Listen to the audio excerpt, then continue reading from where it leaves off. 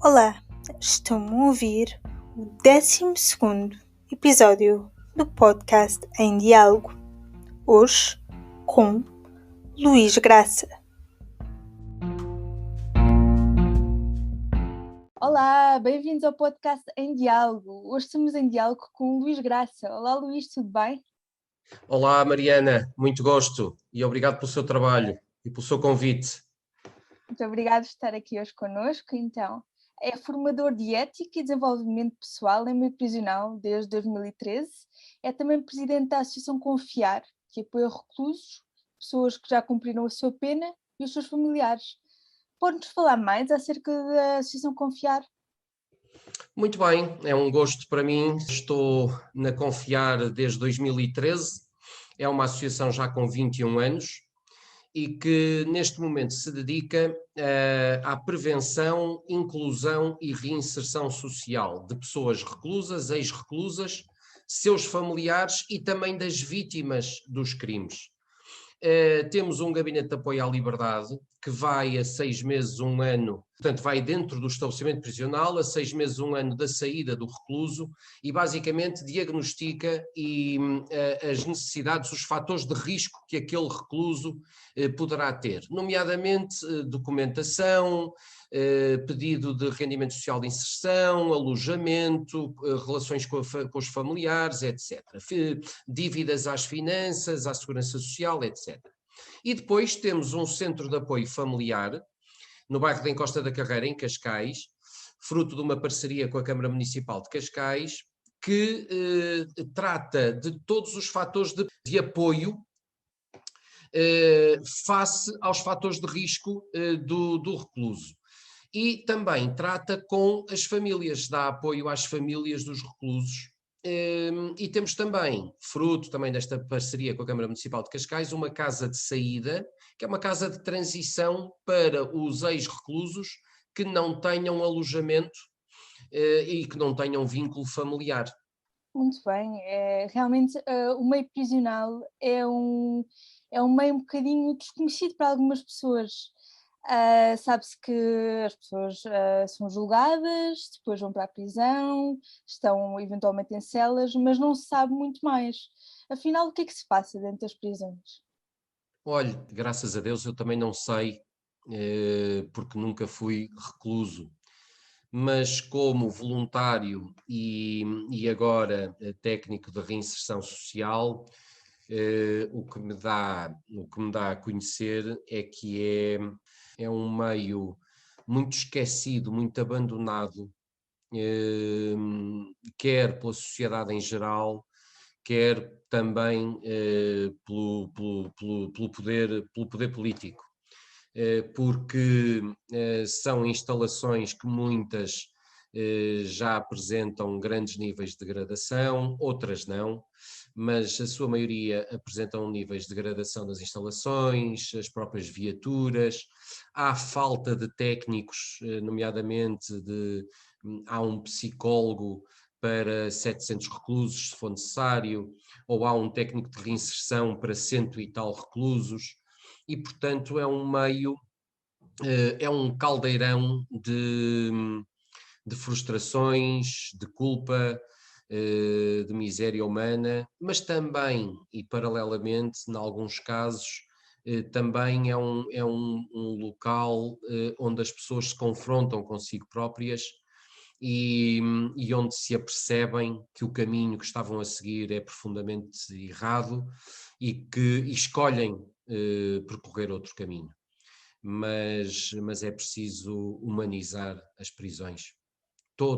Todas as pessoas envolvidas na prisão, desde os técnicos, aos diretores, aos guardas, aos reclusos, precisam do nosso cuidado, da nossa atenção, porque as prisões, os reclusos não são um problema da Direção-Geral da Reinserção e dos Serviços Prisionais. Os reclusos são um problema da sociedade em geral, porque depois vêm cá para fora.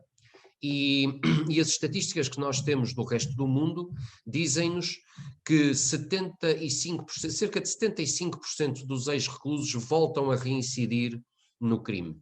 E isto é gravíssimo, Eu faço sempre a analogia com o bloco operatório do hospital. Imagino que 75% das pessoas que saíram do bloco têm que voltar a ser operadas.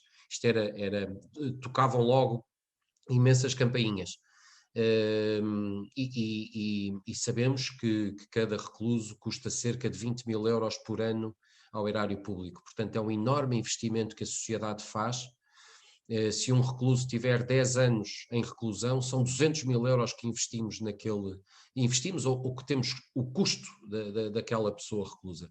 E isso tem que ser invertido. Uma vez que nós temos uma alta taxa de reincidência, acha, na sua opinião, que as prisões são espaços de reabilitação? Olha, a confiar faz sempre parte da solução, portanto nunca faz parte do problema. Há técnicos absolutamente fantásticos que fazem um trabalho absolutamente fantástico, mas noutros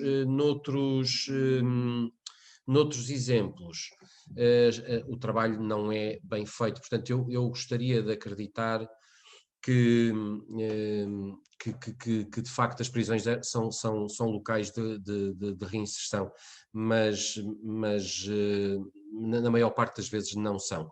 Estes números que eu lhe falei dos 75% da reincidência no crime são números internacionais, não são números nacionais, porque não há números nacionais. O que se passa neste momento é que a sociedade civil tem que agir como um todo, portanto não podemos ter apenas e só o Estado a intervir neste processo. A sociedade civil, as ONGs, as IPSS, as organizações sem fins lucrativos, a comunidade em geral, as empresas têm que atuar, e é isso que nós estamos a tentar fazer, é envolver toda a comunidade para que não foquemos apenas a nossa atenção na prisão, mas sim na solução como um todo.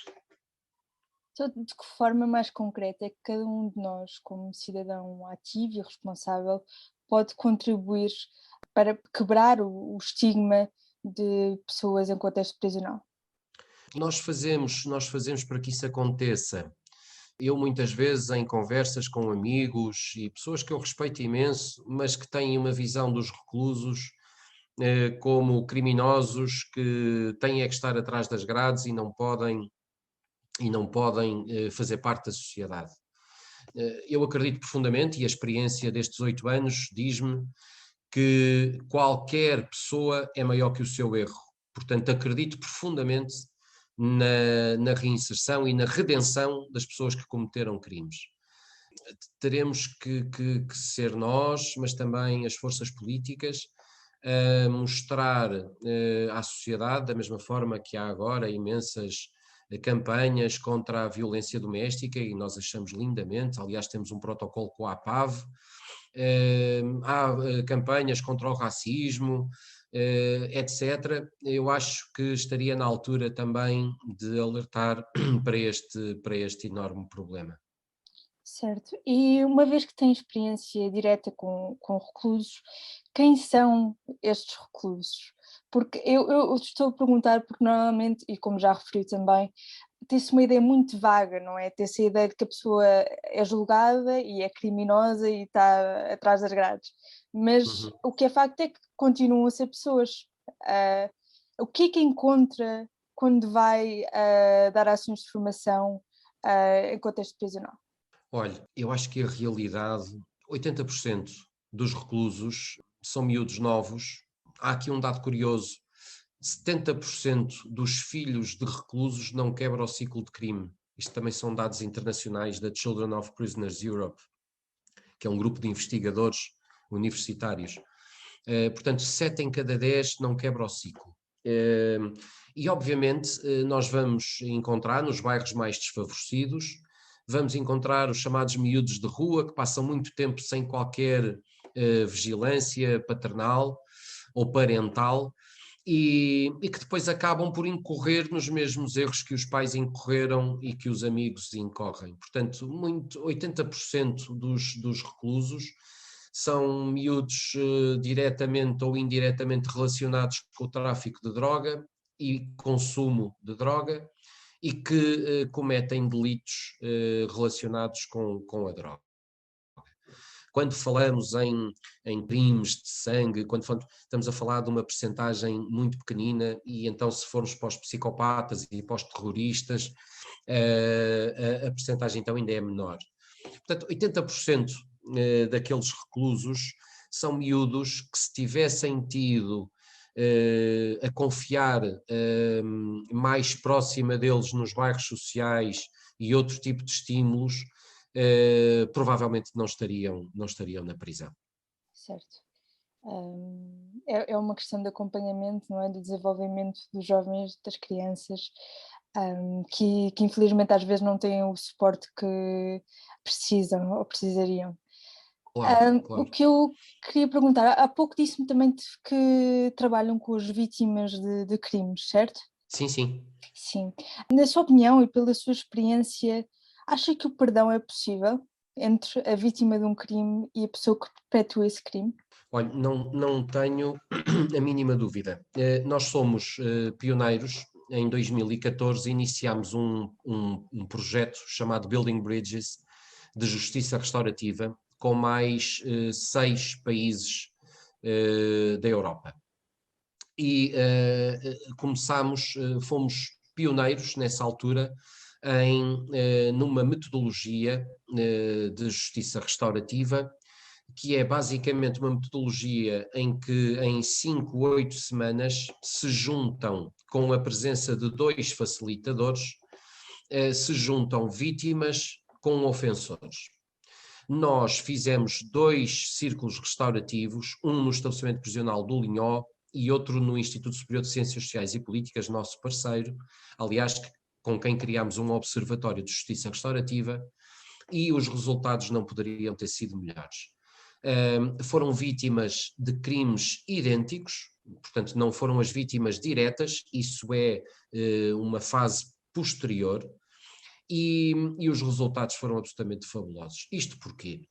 Porque a maior parte dos reclusos sente-se muito culpado por tudo aquilo que fez, sente-se abandonado, sente-se frustrado, e quando tem uma vítima de um crime idêntico ao que ele cometeu,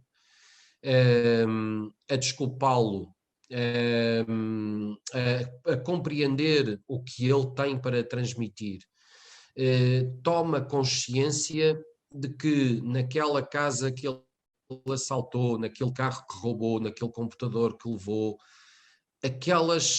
ali havia uma pessoa que foi alvo daquele crime e que pode ter ficado marcada para o resto da vida. Portanto, quando as pessoas tomam consciência de si próprias e do próximo, quando são também perdoadas,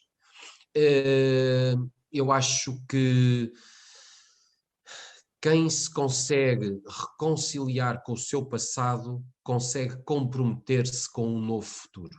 Portanto, acredito profundamente na reconversão e na reinserção social e profissional destas pessoas.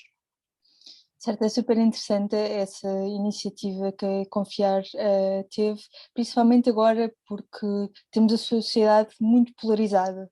Há muito ódio, principalmente agora estamos mais confinados por causa do Covid-19, então há muito ódio nas redes sociais, as pessoas tendem a ter reações muito extremas, digamos assim, e parece que cada vez mais é difícil respeitarmos as opiniões dos outros que são contrárias às nossas e não estigmatizar, principalmente no que diz respeito a pessoas que perpetuam crimes.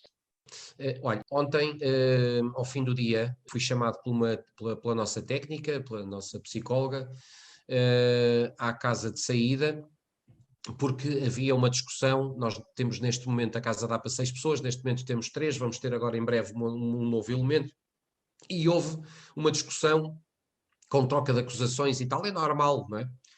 E eu fui chamado, e fizemos um círculo restaurativo, e cheguei a casa às 9 da noite, absolutamente enriquecido, absolutamente confiante neste caminho, porque pessoas que meia hora antes ou 1 hora antes tinham estado a insultar-se, estavam praticamente de lágrimas nos olhos, a pedir desculpa uns aos outros e a comprometerem-se que não havia mais faltas de respeito. É evidente que poderão vir a existir mais, porque os seres humanos não são perfeitos.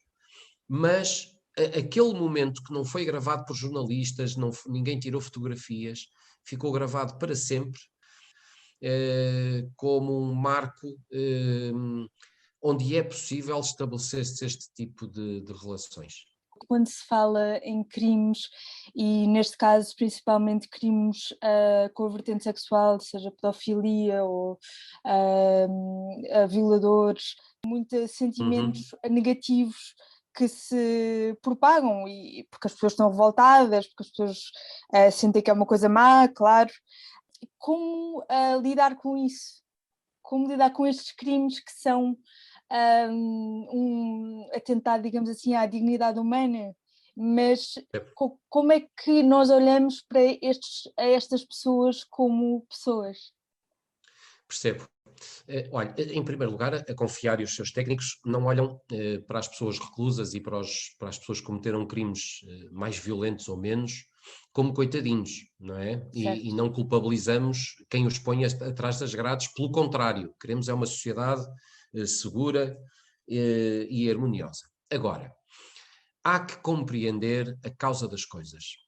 Há que compreender que um pedófilo pode ser uma pessoa, pode, em muitos casos há, e a literatura diz-nos isso, e a ciência diz-nos isso, que são pessoas com perturbações no seu desenvolvimento. Portanto, se nós pomos um pedófilo atrás das grades, a ser tratado com uma dignidade muito reduzida, a ser violentado, ele quando sair, passado 6, 10 anos ou 15, sai ainda pior do que para lá entrou. Portanto, eu advogo que se calhar deveríamos era tratar estes seres humanos para que eles não voltem a reincidir nos crimes. Agora, é um problema seríssimo, seríssimo. Eu dou-lhe um exemplo de umas prisões que existem no Brasil, que são as APACs, que são prisões que não têm guardas, portanto, funcionam com o apoio de voluntários e são os próprios recuperantes, que não se chamam reclusos, que recebem os seus colegas e fazem toda a gestão da prisão. E quando estive num curso de formação da metodologia APAC do Brasil, um dos investigadores italiano perguntou ao formador, no caso dos pedófilos, qual era o nível de reincidência, ou a taxa de reincidência. E ele, curiosamente, respondeu-lhe que era a mais baixa. Só para ter uma noção, estas prisões têm níveis de reincidência de 4 a 9%, quando no resto do mundo são 75%. Mas, no caso dos pedófilos, ele disse que era das mais baixas taxas de reincidência. Isto é muito estranho, aparentemente. Mas porquê que é das mais baixas? Porque eles dobravam, no caso dos pedófilos, dobravam os cuidados de psicologia e os voluntários de apoio. E, portanto, as pessoas, quando saíam, não digo tratadas e com o seu problema resolvido, mas pelo menos tranquilizadas. E o que é curioso é que, de facto, eram as mais baixas taxas de reincidência no crime. Portanto, é possível quando se coloca a pessoa no centro da nossa atenção, em vez de ser o crime. Certo, muito curioso realmente essa abordagem que eu pessoalmente não conhecia, mas realmente é interessante saber e hoje em dia, portanto, há muito ódio em relação aos crimes sexuais, porque realmente têm muito impacto na vítima, não é? E na sociedade em geral, mas também crimes mais violentos, e há certos órgãos do mídia em Portugal, e não só em Portugal, que dão muito ênfase à questão dos crimes, não é? E pode haver um enviesamento de pensamento e pensar que crimes como homicídios, crimes também como nós já falámos, pedofilia, são bastante comuns em Portugal. porque nós estamos sempre a ouvir esse tipo de notícias em determinados meios de comunicação. O que é que pensa sobre isto? Olha, penso que o horror, o medo, o terror vende, porque há uma tendência do ser humano em olhar, por isso é que quando vamos na autoestrada e há um grande acidente, as pessoas têm tendência a parar para olhar, para ver, isso é uma coisa muito própria do ser humano. E, portanto, há meios de comunicação social que percebem isso, não é? Isso a psicologia estuda, e, portanto, fazem disso o seu modus operandi, e o que é facto é que vendem. O que é facto é que vendem. Agora, por cada crime violento, há 99% ou 90% de crimes que não são violentos. Aliás, qualquer crime é uma violência. Mas estamos a falar de violências, de crimes de sangue, de crimes perigosos. Portanto, acho que é um bocadinho tomar a nuvem por Juno e para dados marginais, em vez de olharmos para a big picture, para o grande bolo dos reclusos em Portugal.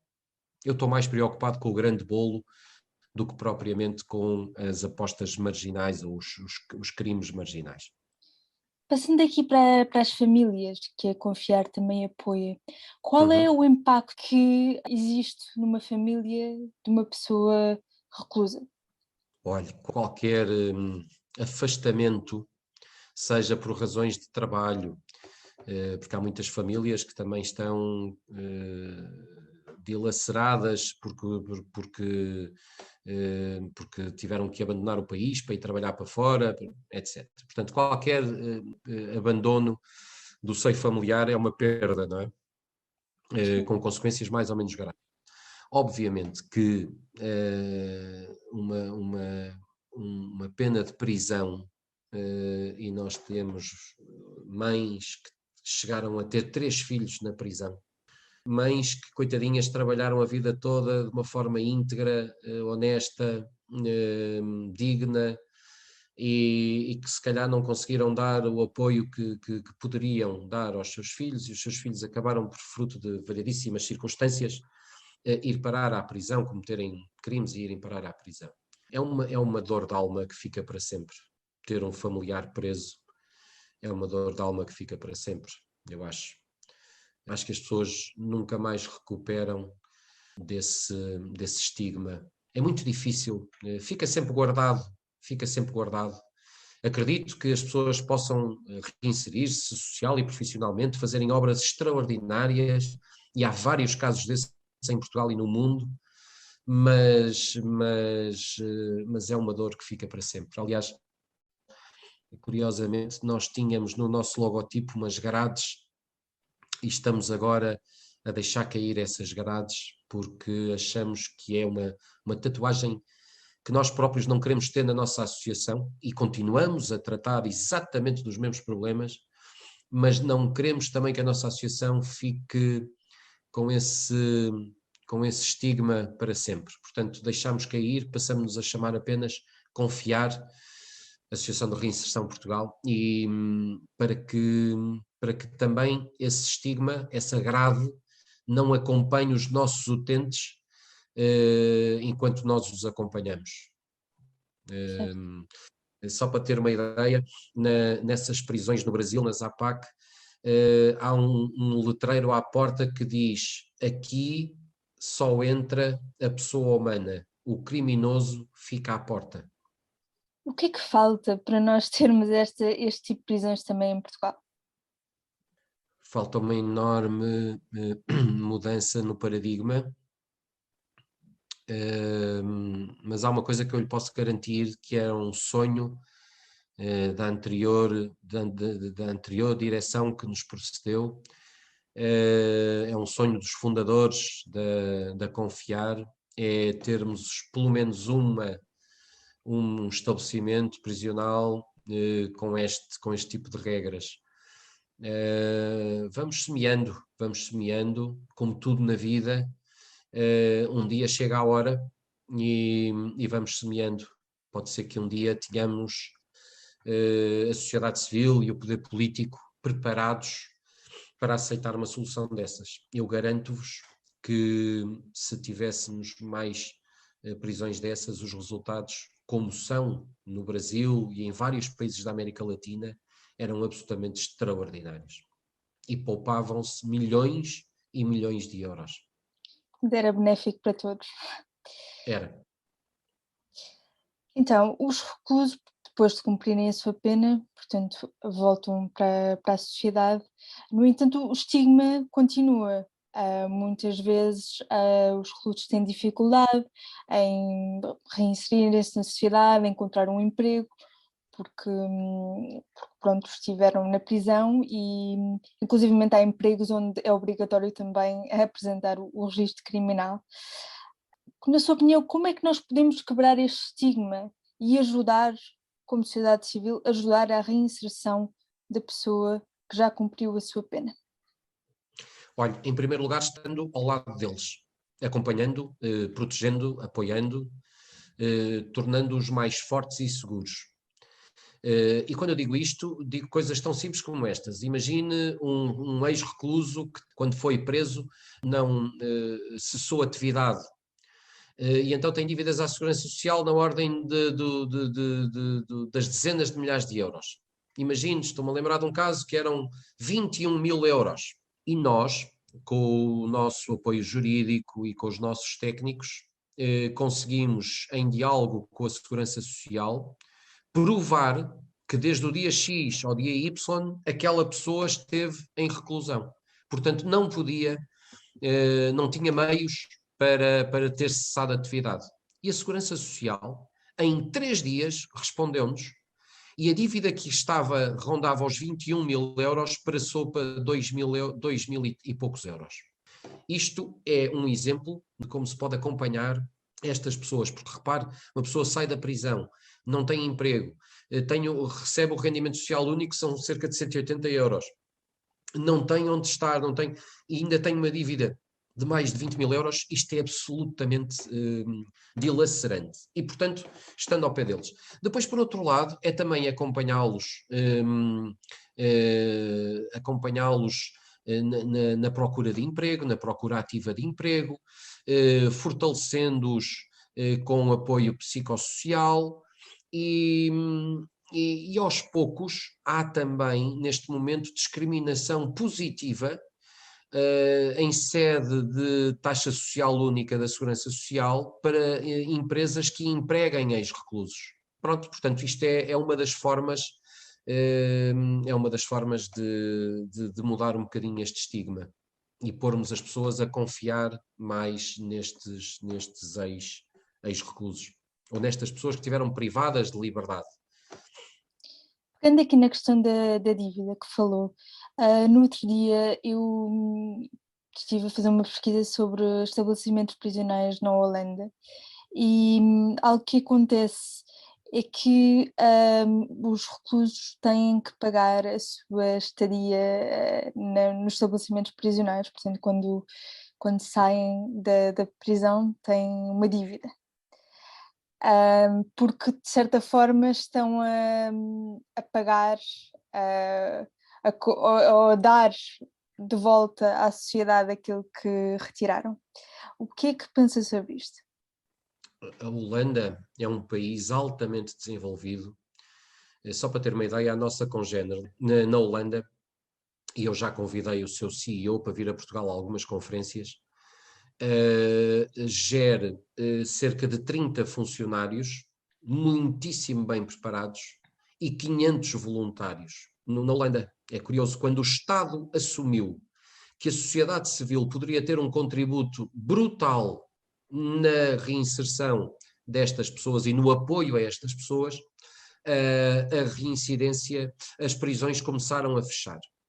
Ora, obviamente que se eu acompanho o recluso, aliás, há uma diretiva das Nações Unidas, as chamadas leis de Mandela, que nos dizem que as ONGs devem acompanhar os reclusos desde o início da reclusão até ao seu final. Na Holanda, de facto, o recluso é acompanhado desde que entra até que sai. E, portanto, a probabilidade de chegar cá fora e ter um emprego, chegar à liberdade e ter um emprego, dos seus laços familiares estarem, de certa forma, recuperados, dos seus fatores de proteção estarem mais ou menos equilibrados e garantidos, isto dá-nos uma certeza de que eles podem, de facto, pagar o tempo de reclusão. É evidente que não pagam uma percentagem, e isso não acho mal, pelo contrário, acho que é uma boa medida. Agora, não pode ser uma medida avulsa, tem que ser uma medida acompanhada de muitos fatores. Só para ter uma noção, o governo holandês, só de subvenções a esta nossa congénere na Holanda, dá-lhes 1 milhão de euros. Portanto, é por ano. Portanto, só para ter uma noção das diferenças. Portanto, há muito mais investimento e apoio. Sim, claramente. Esse nível do que aqui em Portugal. Portanto, claramente. nesse caso, se Portugal aplicasse medidas semelhantes, portanto, que os reclusos tivessem que pagar parte da sua estadia quando saem da prisão, os resultados não seriam tão bons, certo? Era mais um ónus. Portanto, se não for acompanhado de medidas de proteção, é mais um ónus. E agora vamos voltar aqui a confiar. Como é que os nossos ouvintes podem saber mais sobre a Confiar e as suas iniciativas? Olha, nós estamos presentes em quase todas as redes sociais, no Facebook, no Instagram, no LinkedIn. Temos o nosso site, confiarportugal.pt, que vai agora ser atualizado, precisamente porque deixámos cair as grades do nosso logotipo e, portanto, estamos a atualizar. E pronto, por aqui, na página de Facebook, Confiar Portugal, também vamos pondo, e contactem-nos. Nada melhor do que para perceberem o que nós fazemos, é contactar-nos.